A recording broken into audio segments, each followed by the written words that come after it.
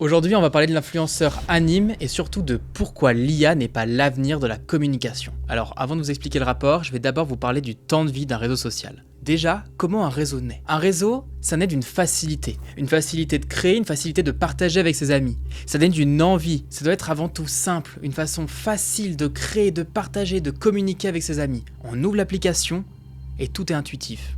Alors là, vous allez me dire, bon, on va pas très loin avec ça. Très simple, je prends TikTok. J'ouvre mon téléphone, c'est simple, je scrolle, c'est bien. Je veux créer une vidéo, je prends l'appareil photo, je me filme, je crée une vidéo, je la poste. Alors, si j'ai un peu de chance, je fais partie des premiers qui ont posté une vidéo sur ce réseau, et peut-être que je vais devenir connu. Imaginons, les gens m'aiment pour ma personnalité, ils m'aiment pour mon contenu, et je deviens populaire. Qu'est-ce qui va se passer? Il va se passer que moi je suis le premier peut-être. Mais il y a plein de nouvelles personnes qui se lancent. Alors sachant que je suis là depuis un peu plus de temps, qu'est-ce que je vais faire? Je vais monter en gamme. Je vais me prendre un meilleur téléphone, je vais acheter un iPhone, qui sait? Je vais acheter un microphone et je vais monter en qualité. Cependant, les gens derrière, ils le font aussi. Alors qu'est-ce que je vais faire? Je vais acheter une caméra, je vais acheter un appareil photo, je vais m'équiper et je vais faire un studio. Mais qu'est-ce qui se passe? Les autres derrière l'ont fait aussi. Bon bah c'est pas grave, parce que maintenant le réseau est super connu, j'ai plus en plus de personnes qui me suivent, j'ai le budget, je vais embaucher une équipe. Et à ce moment-là, mes vidéos sont de la meilleure qualité possible. Mais maintenant, comment je me fais concurrencer par une personne qui vient d'ouvrir l'application et qui va dans l'onglet créer? Parce que moi j'ai une équipe autour de moi j'ai un énorme studio, et la personne avec son téléphone qui vient juste de se filmer faire sa danse, est-ce qu'elle perce aujourd'hui sur TikTok? Et ben ça c'est intéressant parce que c'est un peu le cas de YouTube. Regardez ce qu'on est obligé de faire aujourd'hui pour créer une vidéo YouTube. Est-ce que quand Mia The Zoo sortait, ou est-ce que quand Cyprien sortait ses premières vidéos, il y avait besoin de tout ça? Et c'est quand un réseau devient comme celui de YouTube que d'autres réseaux naissent. C'est-à-dire qu'après YouTube, on a eu Instagram. Sur Instagram, on a commencé à poster nos photos. Au début, c'était simplement avec nos amis, puis ensuite, il y a eu des photos magnifiques de voyage. Et TikTok est né. TikTok est devenu une alternative finalement à YouTube, avec des gens qui filmaient simplement des vidéos au téléphone. Et maintenant, quand on regarde les plus gros influenceurs, ils mettent des grosses productions sur simplement des vidéos. Mais face à tout ça, il y a une deuxième évolution qu'on ne prend pas du tout en compte.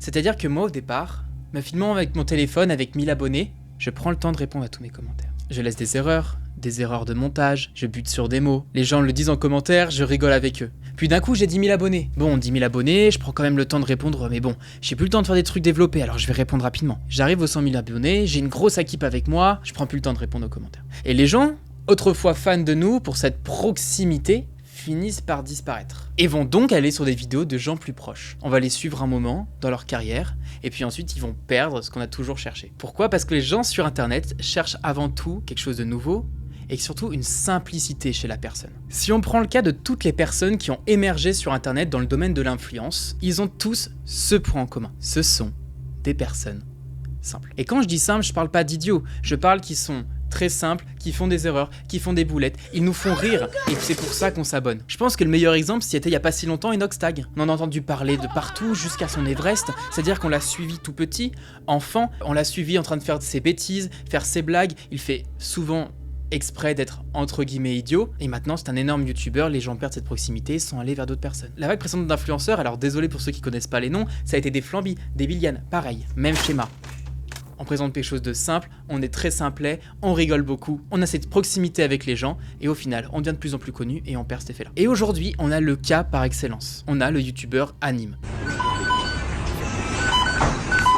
Lâchez mes douches, s'il vous plaît! Lâchez mes douches! Alors, il remplit absolument tous nos fils. Franchement, au bout d'un moment, on n'en peut plus, mais il est très drôle. Il est seul, dans sa chambre. Elle fait 20 mètres carrés, et puis ça fait plusieurs années qu'il a percé, et pourtant il est toujours dans sa chambre. Tiens, c'est marrant quand même, parce qu'il pourrait s'entourer de grosses équipes déjà. Il pourrait faire des gros partenariats, etc. Cependant, pour l'instant, ce n'est pas le cas. Et les gens sont fans. Ils gardent cette proximité, ils la cultivent cette proximité. Et là, franchement, vous vous dites, où est l'IA dans tout ça? Franchement, attendez un tout petit peu, j'y arrive. Je prends un dernier exemple. À chaque fois, je prends des influenceurs connus parce que j'espère que vous en avez déjà au moins entendu parler une fois à la télé. Où est l'IA dans tout ça? Vous inquiétez pas, vous allez très vite comprendre, on va très vite y venir. Moi, mon boulot pendant longtemps, ça a été de tourner des vidéos pour les marques, pour les sociétés, pour les commerces. Et vous savez ce qui revient toujours? Ils veulent toujours la meilleure vidéo pour faire comme Apple, pour faire comme Tesla, pour faire comme les plus gros concurrents. Parce qu'aujourd'hui, les petits veulent toujours ressembler aux plus gros. Et on se retrouve à faire des grosses vidéos impersonnelles pour des petits commerçants. Pourquoi? Parce que qu'est-ce que je cherche quand je vais chez le petit commerçant?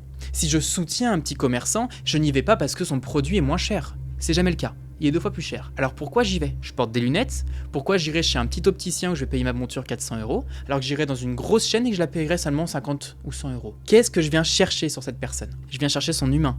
Je viens chercher les interactions, je viens chercher les conseils, je viens chercher sa valeur ajoutée, quelle est sa personnalité. Et donc ces vidéos impersonnelles que l'on voit tout le temps avec des super prods parce qu'ils vont lâcher tout leur argent pour dire ok, je dois concurrencer les gros, ils ont beaucoup d'abonnés, je dois les concurrencer, qu'est-ce qui se passe? Elles font pas de performance. Parce que comme je vous l'ai dit, au début on commence avec le téléphone, les gens nous suivent pour notre personnalité, et ensuite il reste à cause des grosses prods. Si je fais directement des grosses prods, la personne n'a pas le temps de me connaître. J'ai pas eu le temps de lui montrer ce que je suis. L'humain, ce qu'il cherche avant tout, c'est de s'identifier. Ce qu'il recherche, c'est rejoindre une communauté, pas une qualité vidéo. Dans un monde où on cherche toujours la perfection, l'humain vient finalement toujours chercher l'imperfection. Plusieurs exemples. Regardez vos films préférés. Moi, je connais tous les faux raccords de mon film préféré. Bonjour et bienvenue dans Faux Raccord, votre analyse d'après-film en compagnie de Michel, le spécialiste technique de l'émission. Bonjour Michel. Ça me fait super rire de connaître cette anecdote de tournage, de savoir qu'il y a une perche dans le champ à tel moment.